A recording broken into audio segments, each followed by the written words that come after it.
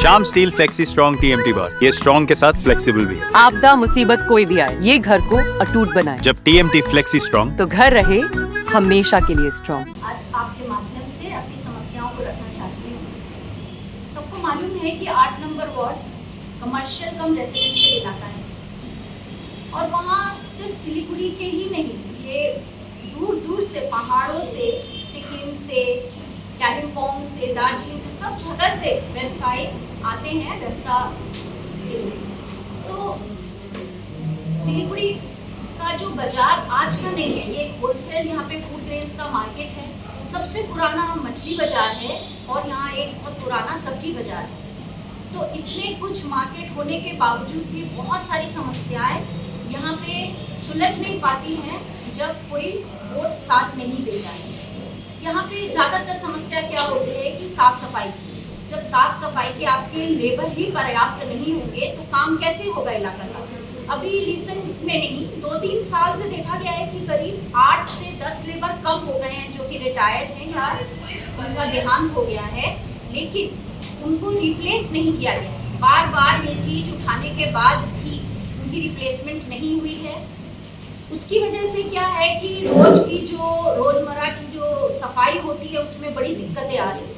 यहाँ तक कि झाड़ू का काम हो या ड्रेन का काम, हाइड्रेन्स की हालत इतनी ज़्यादा खराब है, इतनी गहरी ड्रेन्स हैं यहाँ पे, जो कि मिर्ज़ा ड्रेन और विवेकानंद रोड ड्रेन, आप खुद भी देख सकते हैं करीब 20 फीट जितनी चौड़ाई है उनकी, और पूरे इलाका घिरा हुआ है कई वार्डों से, जहाँ पे 6 नंबर 24, 25, 28 ये सारे वार्डों से घिरा है खालपाड़ा, और खालपाड़ा में संलिप्त है 7, 8, 9 नंबर वार्ड, और उसके सारा जो पानी है, जितना भी वाटर लॉगिंग होता है, ये सारे एरिया के अगर ड्रेन्स क्लियर नहीं होंगे तो ये सारे 8 नंबर वार्ड में आके ये जमा हो जाते हैं और उनको आउटलेट नहीं मिल पाता है, क्योंकि ड्रेन की सफाई जो एकदम गहराई से होनी चाहिए वो नहीं हो रही है।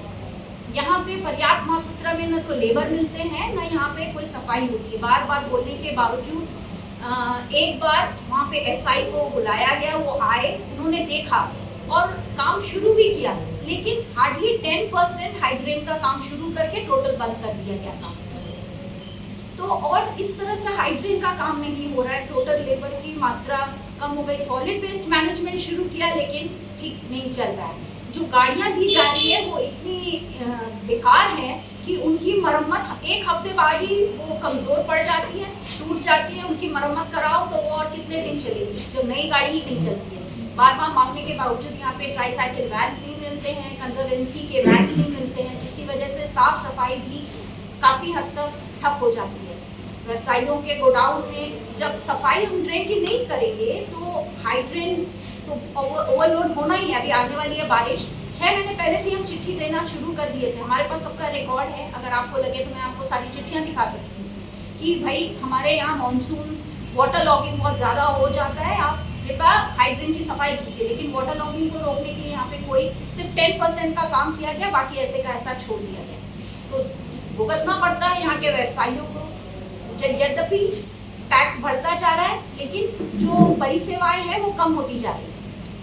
पानी का देखिए, पानी एक इतनी बड़ी समस्या है, पीने का पानी भी जनता को नहीं मिल रहा है।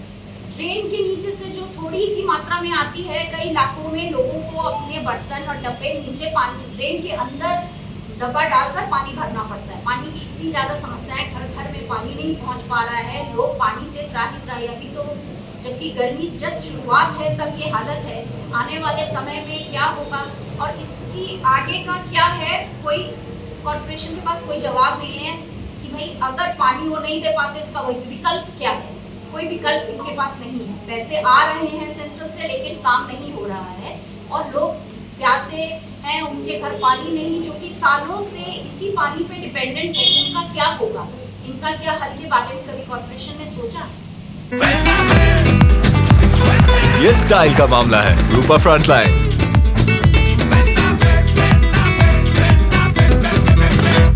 कोई शेड भी उन्होंने साफ बोला कि हमारा अभी कोई ऐसा कोई विचार नहीं है शेड करने का, और न ही लावारिस कुत्तों के लिए कुछ सोचा जा रहा था। तो बहुत सारी समस्या है। डेवलपमेंट का आप देख लीजिए, सारा रोड रास्ते सारे एकदम बिखर गए। जब से काउंसिलर इस बार जो 3 साल पहले से हुई तब से इतनी सारी चिट्ठियां मैंने दी हैं, लेकिन काम बिल्कुल ठप, कोई काम नहीं हो रहा है। अब बाकी के इलाकों में सब में काम हो रहा है, तो वो कैसे हो रहा है? और यहाँ पे क्या, हम क्योंकि बीजेपी के काउंसिलर, इसलिए हमको इस चीज़ से दूर रखा जा रहा है। जब आज कोई जीत के आता है तो उनका ये कर्तव्य होता है सभी काउंसिलर को बराबर देख के उनको काम दिया जाए। और ये इलाका हमारा तो कमर्शियल है, जहाँ पे हेवी टैक्सेस भी आते हैं और टैक्सेस हर समय बढ़ते ही जा रहे हैं। तो फिर यहाँ परिसेवाएं क्यों नहीं, क्यों यहाँ के रोड रास्ते नहीं बनाए जा रहे हैं?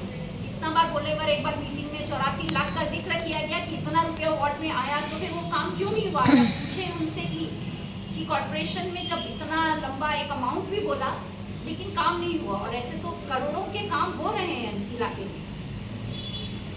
लाइट्स भी देखें तो लाइट्स की मात्रा भी कम है, पोल काफ़ी खराब हो गए हैं। पोल मात्र 3 साल में 2 पोल रिप्लेसमेंट हुई है कॉर्पोरेशन से। तार छोटी सी चीज़ है, लेकिन तार तक यहाँ पे नहीं मिलता है। तार भी यहाँ मांग के रिक्वेस्ट करके भाई तार मंगाइए, हाँ आ रहा है, हमने वो भेजा है, रिक्रूटमेंट भेजा है, आएगा, ऐसा करके बोला जाता है। तो हर तरह से, और जो एक छोटी समस्या जो और है बहुत बड़ी, लेकिन इसका भी निवारण, जो कि टॉयलेट का कंस्ट्रक्शन, यहाँ पे टॉयलेट्स जो रिपेयरिंग के लिए दिया गया, उसके भी आज तक काम नहीं हुआ है। देख के फोटो खींच के दिखाया जाता है, लेकिन टॉयलेट का कंस्ट्रक्शन कुछ नहीं हो पाता है। अभी तक 2 रिपेयरिंग का काम तक नहीं हो पाया है, एक सुलभ शौचालय तक नहीं दे पाए हैं। तो इतनी सारी समस्याएं, आप देखेंगे तो पार्किंग की भी समस्या है, ट्रैफिक ओसी के साथ भी मीटिंग हुई, लेकिन इसका कोई निवारण नहीं निकला। तो खालपाड़ा बहुत सारी समस्याओं से जूझ रहा है, और इतना कुछ वार्ड के लोग एक आशा लेके बैठते हैं। मैं भी अब बहुत निराश होके आज मुझे इस विकल्प पर आना पड़ रहा है कि इन समस्याओं का समाधान के लिए कॉर्पोरेशन ने क्यों कोई स्टेप नहीं लिया। 3 साल हो गया है उनको, तो हम और उनसे कब तक की आशा करें? क्या 5 साल बाद भी वो ये कर पाएंगे या नहीं कर पाएंगे? आज डेवलपमेंट अगर नहीं दे पा रहे हैं, लोगों को पानी नहीं दे पा रहे हैं, बिजली ठीक से पोल वगैरह चेंज नहीं कर पा रहे हैं, नाले जाम, वो पाइपलाइन के लिए भी चिट्ठियाँ की गई, जो अनवांटेड पाइप से उनको हटाने के लिए उसका काम नहीं हो रहा है। यहाँ तक कि बोलूँगी बड़े दुख के साथ कि कॉर्पोरेशन के पास कोई कंजर्वेटिव पाइप्स हैं या फिर और कोई पाइपलाइन वाटर का है, उसका कोई मैप भी नहीं है कि कहाँ से क्या है। तो एक ये भी मैप नहीं है। एक बार मैंने उनको बोला भी था कि भाई आप कम से कम पानी के आउटलेट का एक वो बताइए, ताकि पता चले कि ट्रेन कहाँ से, ट्रेन खाली एक खालपाड़ा से निकलेगा, लेकिन वो जाएगा पूरा बर्दवान रोड होते हुए। यहाँ पे वार्डों में तो चौड़े ट्रेन हैं, लेकिन जहाँ से आउटलेट है वो छोटे होते जा रहे हैं। उनकी मरम्मत क्यों नहीं की जा रही, उनको बड़ा करके, या उनको आउटलेट क्लियर क्यों नहीं किया जा रहा है? तो ये एक बहुत गंभीर समस्या है। आने वाले मॉनसून के टाइम लोगों का नुकसान न हो, इसके बारे में कोई विचार ही नहीं है कि भाई किस तरह से हाइड्रेन को क्लीन करके जल्द से जल्द इसकी एक समस्या का निवारण हो, ताकि लोगों को भुगतना न पड़े। तो आपके माध्यम से मैं चाहूँगी कि ये बात पहुँचे, तो आशा करती हूँ कि कुछ हद तक हम इसका कुछ विकल्प अगर वो कर सके तो हमें खुशी होगी। हम जनता की ओर से उनको भी धन्यवाद देंगे अगर वो हमारा निवारण कर सकते हैं, क्योंकि हम त्रस्त हो गए हैं अपनी बातों को बोलते बोलते। और बिल्कुल जब नहीं होता है तब जाके आपके माध्यम से हमें आना पड़ता है। तो मैं चाहूँगी कि इस बात की सुनवाई हो और इसका निवारण निकाला जाए।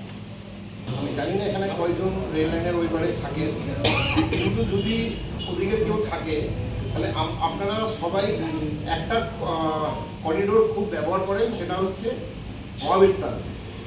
তো মহাবীর স্থান থেকে যাওয়ার সময় কালীবাড়ির ঠিক আগে ফ্লাইওভারের নিচে আজকে প্রায় 6 মাস ধরে আমাদের কাউন্সিলররা এবং আমাদের বিরোধী দলনেতা অনেকবার ওখানে রাস্তায় একটা ম্যানহোল হয়ে আছে, যেটা একটা অ্যাক্সিডেন্ট প্রোন এরিয়া। বোর্ড মিটিংয়ে কিন্তু বলছে, প্রতিটি পয়েন্ট বলেছে। এই ছোট ছোট বিষয়গুলো যদি একজন কর্পোরেশন না কাজ করতে পারে, তাহলে তাকে কর্পোরেশন থাকার কি অধিকার আছে? যে কটা বিষয় বলেছে তার ন্যূনতম বিষয় আমরা মনে করি তারা রাজনীতি করছেন। কর্পোরেশনের বিরোধী কাউন্সিলরকে কাজ না করে যে রাজনীতি করছেন, কেন্দ্রের টাকা জল হওয়ার কথা, আমরা এক্সচেঞ্জ দিয়ে দেবো, কত টাকা দিয়েছেন আপনারা জানেন। স্বচ্ছ ভারতের টাকায় নির্মল বাংলা, নির্মল বন্ধু চালাচ্ছেন ওয়ার্ডে পরিষ্কার পরিচ্ছন্ন হচ্ছে না, পাহাড়ের মতো উঁচু করে আবর্জনা স্তূপ হচ্ছে, যেখানে বজ্র পদার্থকে আলাদা করা উচিত পচনশীল আর কোনটা পচনশীল না। শহরে আজকে জঞ্জালের শহর, পর্যটনের শহরকে জঞ্জালের শহর পরিচালনা হচ্ছে। আমরা একদিনই সব বলছি না, আমরা ধারাবাহিকভাবে কাউন্সিলর বোর্ড মিটিংয়ে যতদিন বিরোধী কাউন্সিলরের বক্তব্যের কাজ হবে না, আমরা আপনাদের কাছে দ্বারস্থ হব, এরপরে রাস্তায় যাব, পরবর্তীকালে আন্দোলন রূপরেখ হবে। কাউন্সিলররা সাংবাদিকদের মুখোমুখি হয়েছে, মূল কারণ আমরা সংবাদপত্রের মাধ্যমেই, প্রিন্ট মিডিয়া, ইলেকট্রনিক্স মিডিয়ার মাধ্যমেই নির্বাচিত প্রতিনিধি জনগণের বঞ্চিত হচ্ছে বিজেপি কাউন্সিলররা। এই বিষয়ে কাউন্সিলর তুলে ধরুন। আমরা জানি যে একজন কাউন্সিলর, নির্বাচিত জনগণ যখন ভোট দেন, কাউন্সিলর মানে ওয়ার্ডের সভাপতি, কাউন্সিলর তার বক্তব্য বোর্ড মিটিং, বড় মিটিংয়ে তুলে ধরবেন এবং সেই বোর্ড মিটিং, বড় মিটিংয়ে গুরুত্ব দিয়ে সকলের কাজ, রাজনীতির ঊর্ধ্বে সকলের কাজ, সে ওয়ার্ডের কংগ্রেস, সিপিএম, বিজেপি, তৃণমূল সকলের কাজই করবে। কিন্তু এই বোর্ড সভা, বর্তমান পৌরসভা যেটা চলছে, যারা নির্বাচনে ইশতেহারে অনেক কথা বলেছিলেন, কোনোটা পালন করেনি, আর কাউন্সিলর নির্বাচিত হওয়ার পর তারা যখন বোর্ড মিটিংয়ে বক্তব্য পেশ করছেন, তাদেরকে বক্তব্য গুরুত্ব দেওয়া হচ্ছে না, ওয়ার্ডের যে সমস্যা তারা সমাধান করছেন না এবং তাদেরকে তাচ্ছিল্যভাবে ছেড়ে দিচ্ছেন। তাই আমরা ঠিক করেছি প্রথমে আপনাদের মাধ্যমে জানাবো, পরবর্তীকালে আলোচনা করে আমরা অন্য রাস্তায় যাব। আমি আজকে বেশি বলবো না। যে ward problem, ward number 8, Shalini Dalmia আগেও প্রাক্তন এমআইসি ছিলেন, বর্তমানে তিনি কাউন্সিলর, সকলের প্রিয়। সালিনীকে বলবো ওয়ার্ডের কী কী সমস্যা, কেন পৌরসভা বোর্ড মিটিংয়ে বলার পরে হচ্ছে না, সে বিষয়ে আপনাদের জানাবো।